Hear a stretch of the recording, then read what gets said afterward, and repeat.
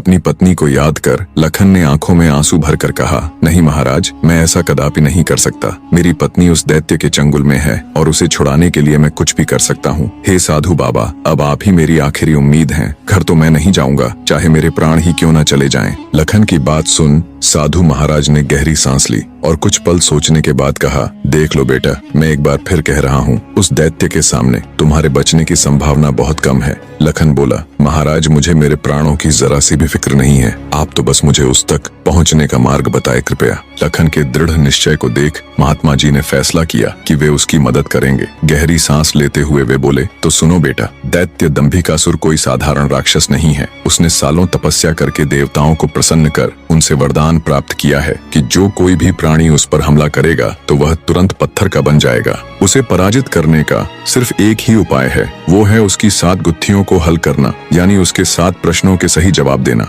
अगर तुम्हारे एक भी जवाब से वो संतुष्ट नहीं हुआ, अर्थात तुमने गलत जवाब दिया, तो भी तुम तुरंत पत्थर के बन जाओगे। उसके हर एक सवाल के हर सही जवाब के साथ उसकी शक्ति कम होती चली जाएगी और उसके सभी 7 प्रश्नों का ठीक ठीक जवाब देने पर अंततः वो शक्तिहीन हो जाएगा। फिर तुम उसके ऊपर आक्रमण कर उसे पराजित कर सकते हो। पर बेटा, वो बिना शक्तियों के भी बहुत बलशाली है, तुम फिर भी उसका मुकाबला नहीं कर पाओगे। महात्मा जी की बात सुन और दैत्य दंभिकासुर को पराजित करने का पूरा उपाय जान। डर की लहर के साथ लखन का पूरा शरीर झंझना जाता है, पर फिर वो अपनी पत्नी को याद कर दैत्य दंभिकासुर के पास जाने का निर्णय लेता है। लखन ने महात्मा जी के चरण छूकर कहा, महाराज, मैं तैयार हूँ, कृपया मुझे उस दैत्य के पास जाने का मार्ग बताएं। महात्मा जी ने लखन को आशीर्वाद देते हुए दैत्य दंभिकासुर की गुफा का रास्ता बता दिया। दृढ़ निश्चय कर एक अदम्य जोश के साथ लखन दंभिकासुर की गुफा की ओर चल पड़ता है। कुछ देर तक कठिन यात्रा करने के बाद लखन उस भयानक गुफा के द्वार पर पहुंच जाता है। वह अपनी तलवार निकालकर गर्जना करता है, दंभिकासुर बाहर आ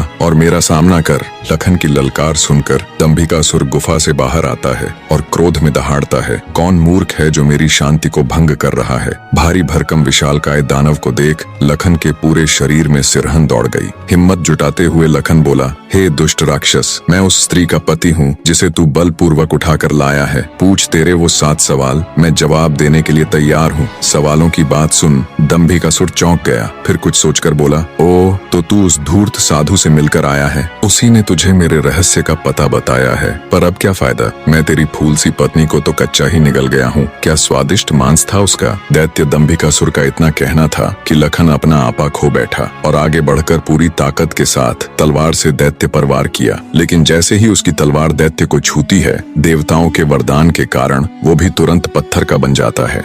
बने रहे।